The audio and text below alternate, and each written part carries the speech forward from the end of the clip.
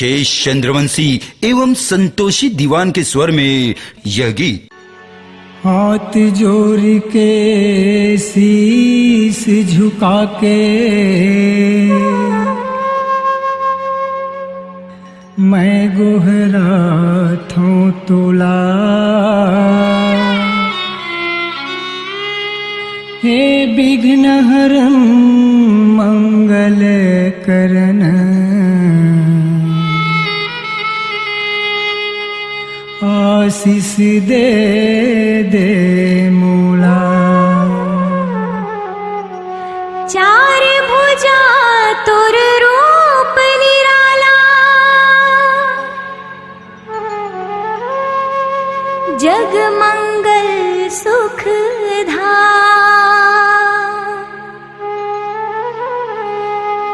गणपति देवता तोला हवेगा, बारंबार प्रणाम, बारंबार प्रणाम। प्रेम से बोल भरत प्रिया रामचंद्र की जय।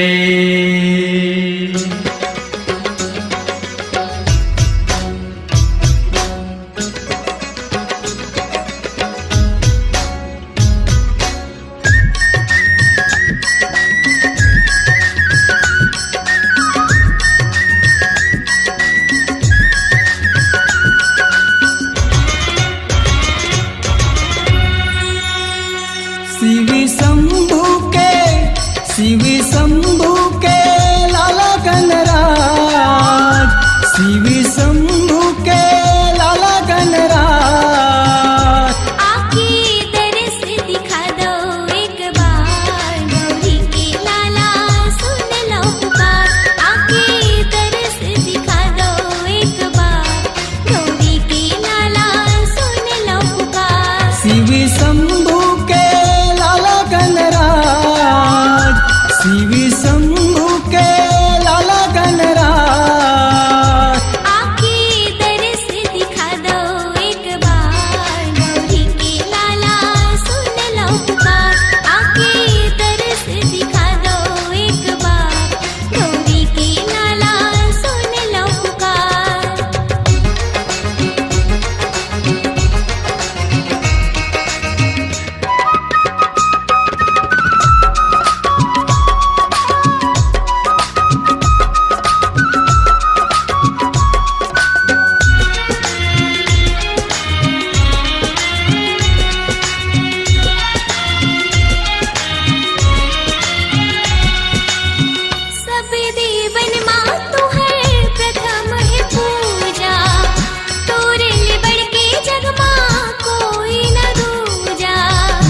गणपतिये नमः श्री सिद्धि विनायक नमो नमः। ओम गम गणपतिये नमः श्री सिद्धि विनायक नमो नमः। सब देवन माँ तू है प्रथम है पूजा, तोरण बढ़ के जग माँ कोई न दूजा। रिद्धि सिद्धि के स्वामी तै गौरी सुत अंतर्यामी तै, रिद्धि सिद्धि के स्वामी तै गौरी सुत अंतर्यामी तै।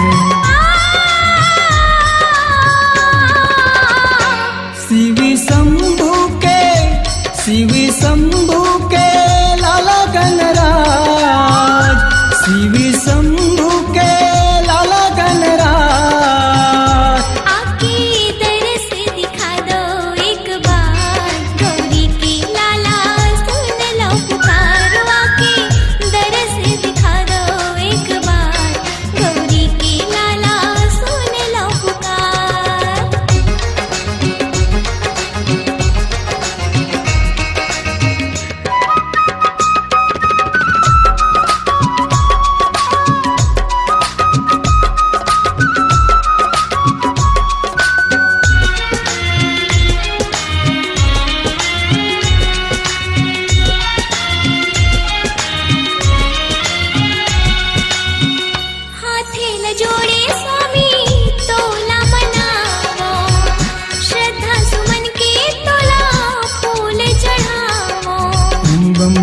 गणपतिये नमः श्री सिद्धि विनायक नमो नमः। ओम गम गणपतिये नमः श्री सिद्धि विनायक नमो नमः। हाथे न जोड़े स्वामी तोला मनावो, श्रद्धा सुमन के तोला फूल चढ़ावो। हे लंबोदर ते कृपा कर विनती सुन ले मोर विपदा हर। हे लंबोदर तै कृपा कर बिनती सुन ले मोर विपदा हर।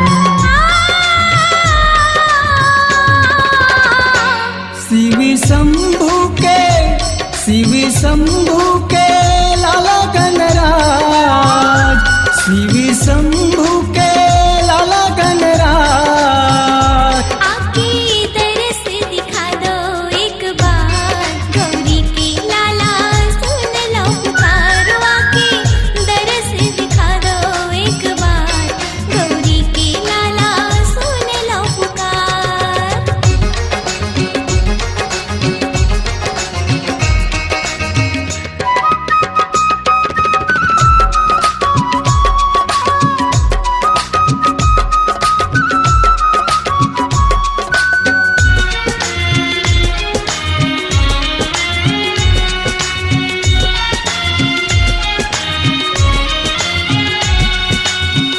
जो सुमिरते सिद्धि होई हो रामा, गणनायक करी वर बदन।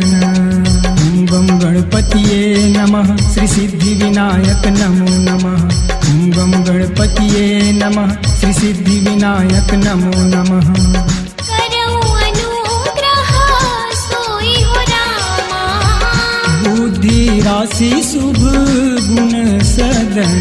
रिद्धि सिद्धि के स्वामी तै गौरी सुत अंतर्यामी तै। रिद्धि सिद्धि के स्वामी तै गौरी सुत अंतर्यामी तै।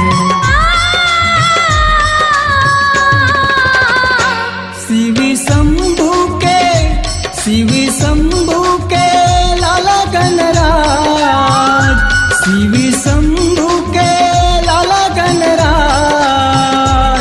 आके दरस दिखा दो एक बार, गौरी के लाला सुन लो पुकारो। आके दरस दिखा दो एक बार, गौरी के लाला सुन लो पुकार। शिव शंभु के लाला गणराज, शिव शंभु के लाला गणराज।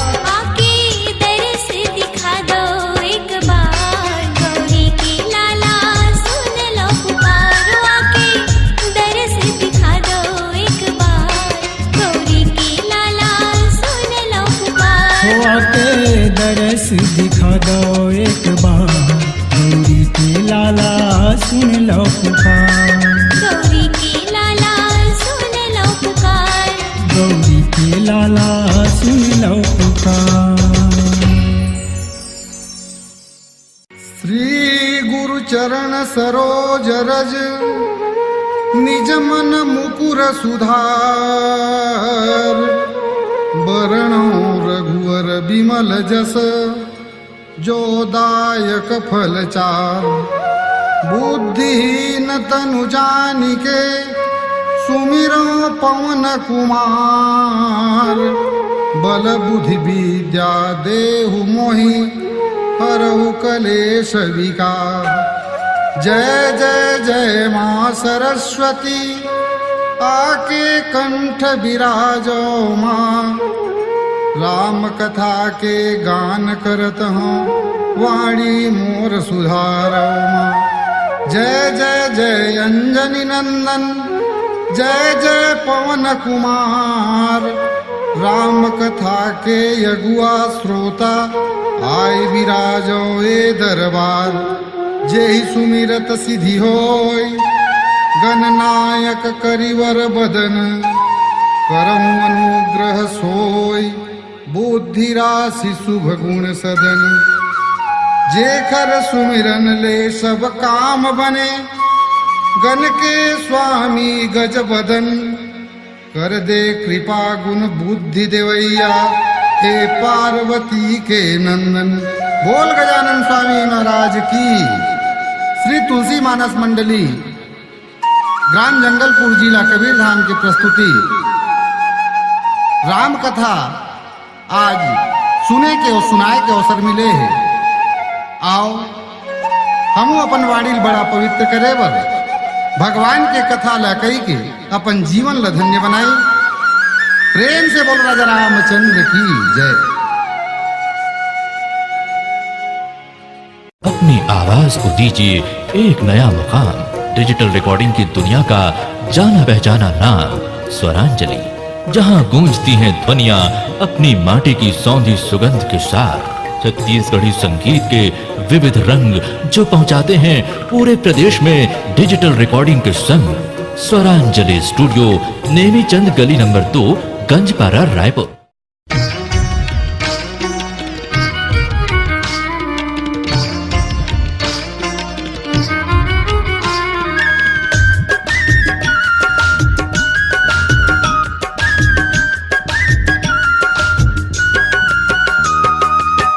फुलवारी माई रामा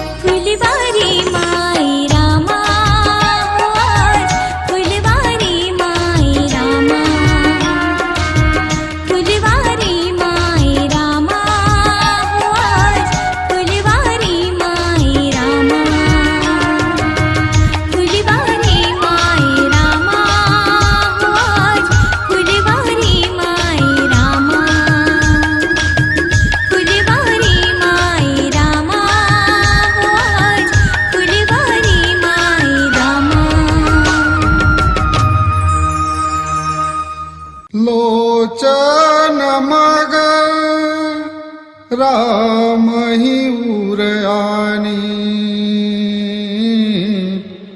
दीन्हे पलक कपाट सयानी जब सिय सखीन प्रेम वस जानी कही न सकही कछु मन सकुचानी। माता जानकी भगवान श्री राम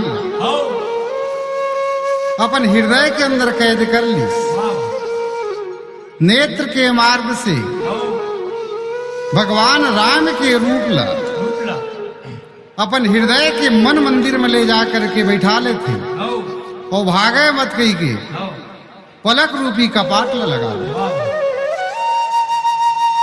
सखी मन देखे लगिन के जानकी तो राम के रूप ला देख करके राजकुमार ला देख करके बड़ा मुग्ध हो गए। माता जानकी समझे लगी इसके सखी मन मैं जो राम ला प्रेम करत हूं, राम से मोर जो प्रेम हो गए वो प्रेम ले सखी मन जान लिन के माता जानकी सौखियाजत भैया हो भगवान ले यदि रखना है तो हृदय में ही रखना चाहिए। जानकी अपन हृदय में बैठा के काबर रखी। सही बात है भैया। तो भगवान ला रखे कि हृदय से बढ़ करके सुंदर स्थान कोनो दूसर नहीं है। भगवान राम के स्वरूप ला माता जानकी अपन हृदय में नेत्र के मार्ग से बैठा ली। वही प्रकार भगवान श्री राम घला जानकी के स्वरूप ला अपन हृदय में चित्र बना के रख ली। परम प्रेममय मृदु मसी किन्ही चारु चित्त भीति लिख लिन्ही। प्रेम की स्याही बना के भगवान श्री राम जानकी के सुंदर स्वरूप ला अपन चित्त रूपी दीवाल में ओखर चित्रकारी करके अपन हृदय में जानकी के स्वरूप ला राम रख लेती। राम के स्वरूप ला जानकी अपन हृदय में रख लीस। जानकी के स्वरूप ला भगवान राम अपन हृदय में रख लीस। ये प्रकार से एक दूसर के स्वरूप ला अपन हृदय में रख लीन। यही सच्चा प्रेम है। भगवान राम और जानकी के प्रेम बड़ा पुरातन प्रेम है, पवित्र प्रेम है। यही प्रकार के प्रेम हमू मन भगवान से करी तो हमारा जीवन धन्य हो जाए। बोल लखन सिया रामचंद्र की जय। अपनी आवाज को दीजिए एक नया मुकाम। डिजिटल रिकॉर्डिंग की दुनिया का जाना पहचाना नाम स्वरांजलि, जहां गूंजती हैं ध्वनियां अपनी माटी की सौंधी सुगंध के साथ। छत्तीसगढ़ी संगीत के विविध रंग जो पहुंचाते हैं पूरे प्रदेश में डिजिटल रिकॉर्डिंग के संग। स्वरांजलि स्टूडियो, नेमी चंद गली नंबर 2, गंजपारा, रायपुर।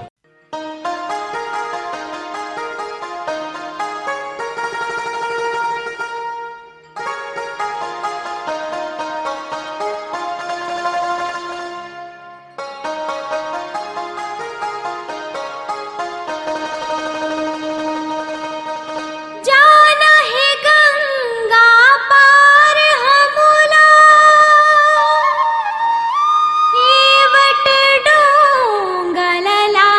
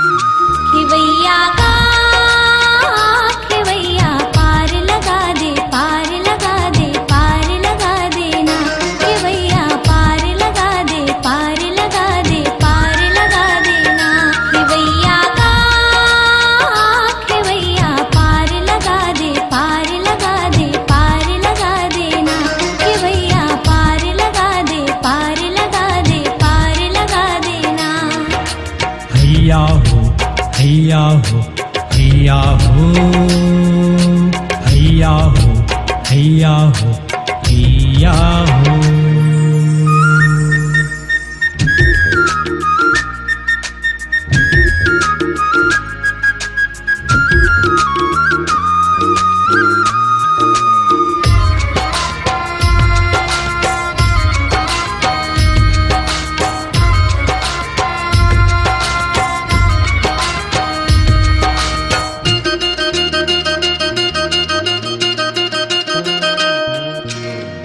राम लखन दोनों झन भाई, संगे जनक लली जानकी माई। राम लखन दोनों झन भाई, संगे जनक लली जानकी माई। प्रभु मोहरावे डोंगा डोंगा नहीं लावे, प्रभु मोहरावे डोंगा नहीं लावे। चरण लगाए बिन कैसे चढ़ावो तेह बता देना। खेवैया का खेवैया पार लगा दे, पार लगा दे, पार लगा देना। खेवैया पार लगा दे, पार लगा दे, पार लगा देना। हैया हो हैया हो हैया हो हैया हो हैया हो हैया हो।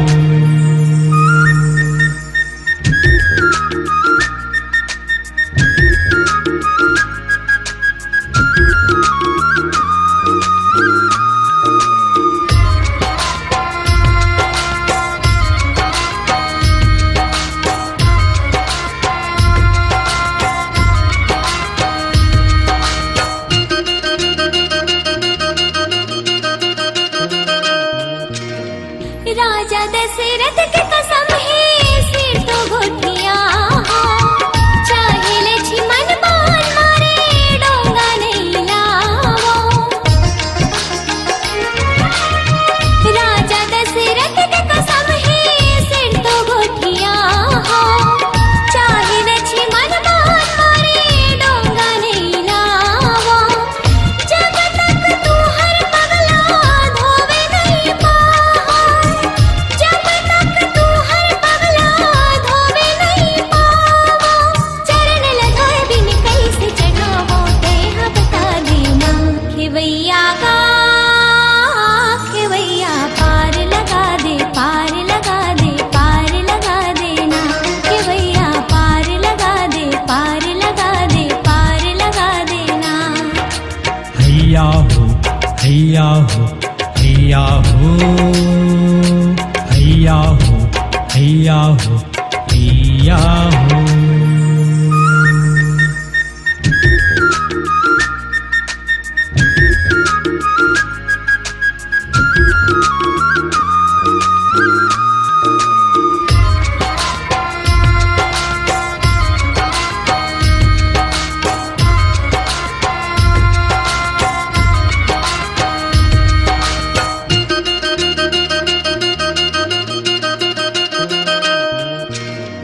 मांग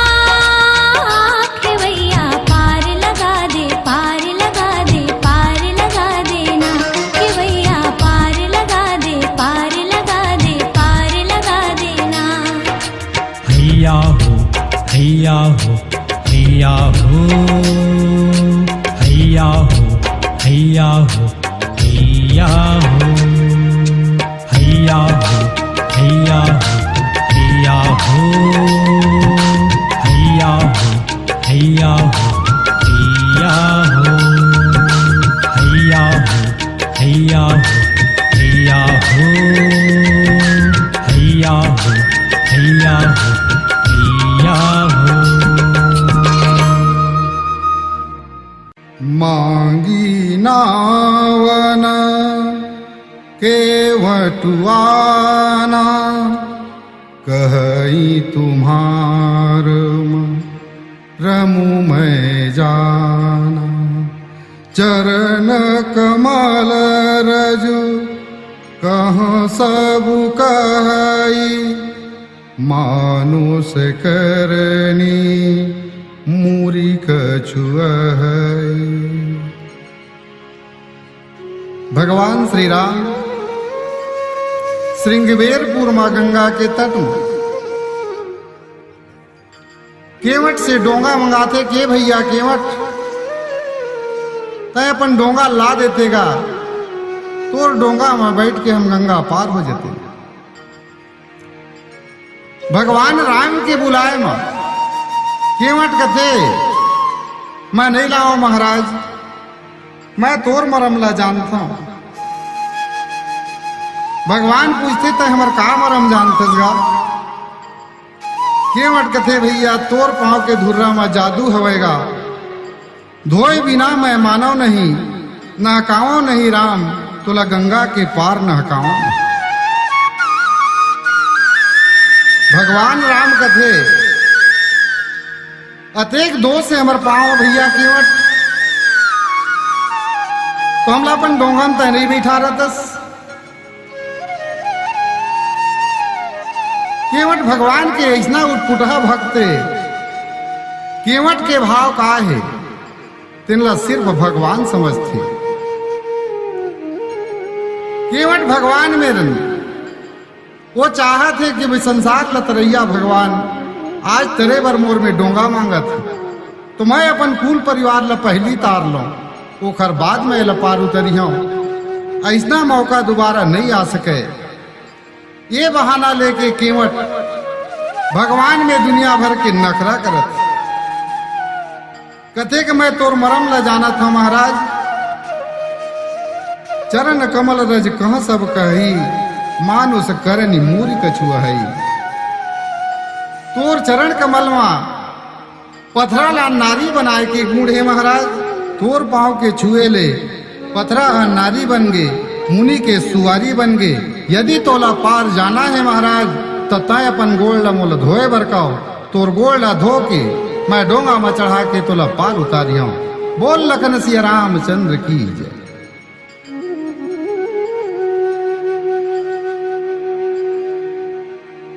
अपनी आवाज को दीजिए एक नया मुकाम डिजिटल रिकॉर्डिंग की दुनिया का जाना पहचाना नाम स्वरांजलि जहां गूंजती हैं ध्वनियां अपनी माटी की सौंधी सुगंध के साथ छत्तीसगढ़ी संगीत के विविध रंग जो पहुंचाते हैं पूरे प्रदेश में डिजिटल रिकॉर्डिंग के संग। स्वरांजलि स्टूडियो नेमी चंद गली नंबर 2 गंजपारा रायपुर।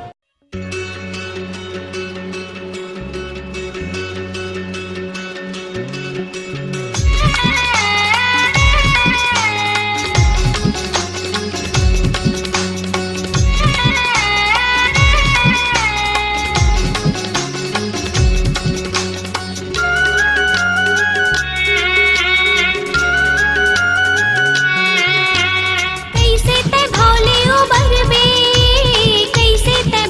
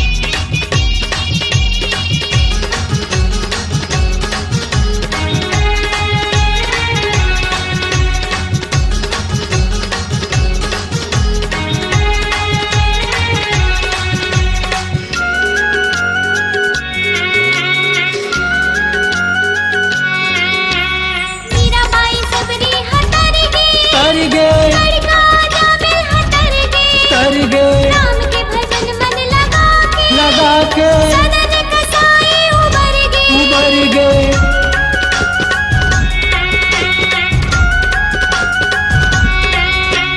मीराबाई सबरी हतर गे तर गे लड़का जामे हतर गे तर गे राम के भजन मन लगा के सदन कसाई उबर गे कैसे ते भोले उबर मेरे भाई कैसे ते भोले उबर में कैसे ते भोले उबर में वो दीदी कैसे ते भोले उबर में हरि नाम सुमिरन बिना ए मोर दीदी कैसे ते भोले उबर में हरि नाम सुमिरन बिना ए मोर भाई कैसे ते भोले उबर में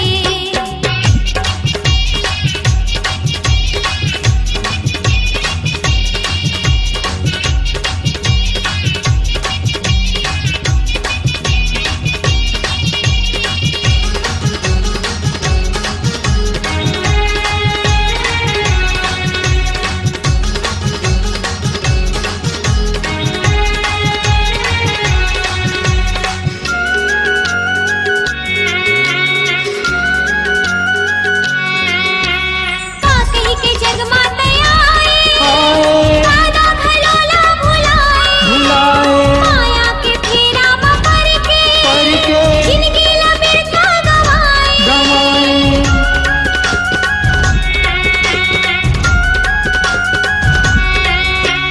काकई के जग माते आए दादा खलोला भुलाए माया के फेरा पर के जिंदगी लबेटा गवाए कैसे ते भोले उबर मेरे भाई कैसे ते भोले उबर में कैसे ते भोले उबर में वो दीदी कैसे ते भोले उबर में हरि नाम सुमिरन बिना ए मोर दीदी कैसे ते भोले उबर में हरि नाम सुमिरन बिना ए मोर भाई कैसे ते भोले उबर में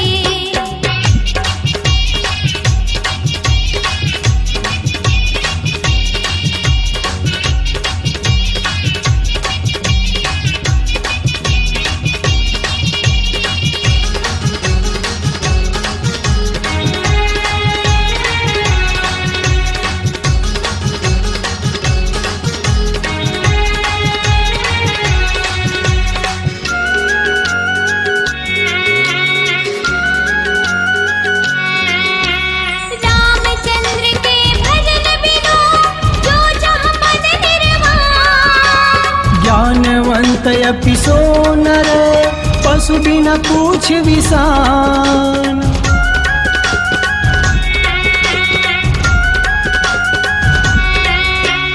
रामचंद्र के भजन बिनु जो चाह पद निर्वाण ज्ञानवंत अपि सो नर पशु बिना पूछ विसान कैसे ते भोले उबर मेरे भाई कैसे ते भोले उबर में कैसे ते भोले उबर में वो दीदी कैसे ते भोले उबर में हरि नाम सुमिरन बिना ए मोर दीदी कैसे ते भोले उबर में हरि नाम सुमिरन बिना ए मोर भाई कैसे ते भोले उबर में कैसे ते भोले उबर में कैसे ते भोले उबर में कैसे ते भोले उबर में कैसे ते भोले उबर में हरि नाम सुमिरन बिना ए मोर भाई कैसे ते भोले उबर में हरि नाम सुमिरन बिना ए मोर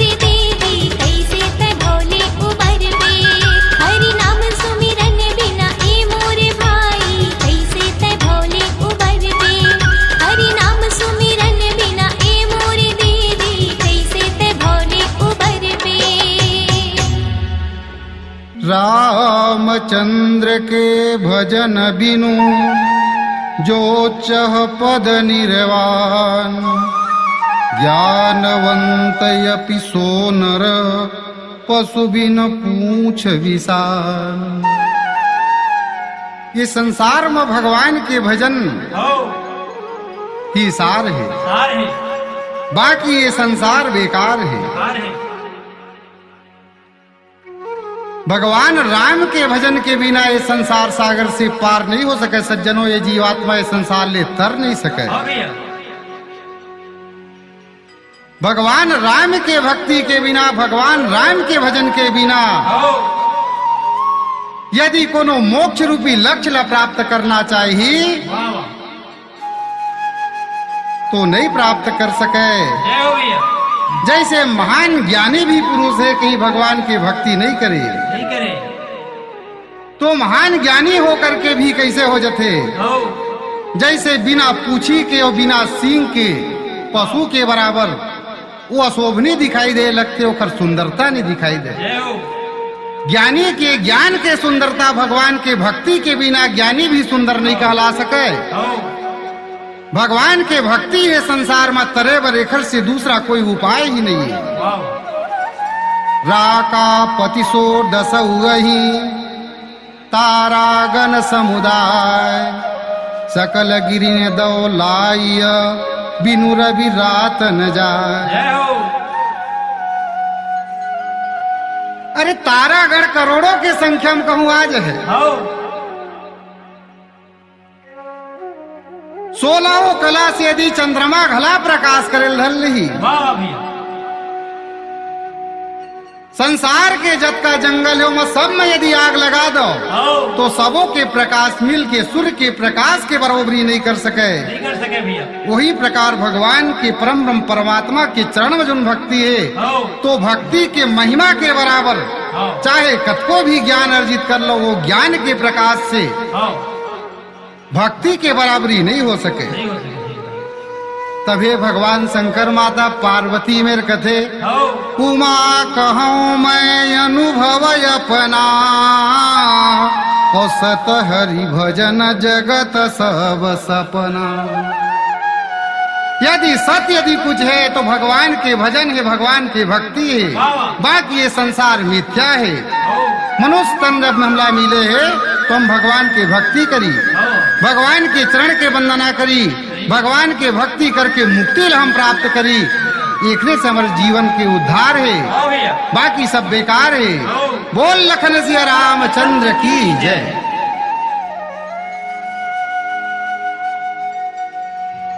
प्रेम से बोल भरत प्रिय रामचंद्र की जय।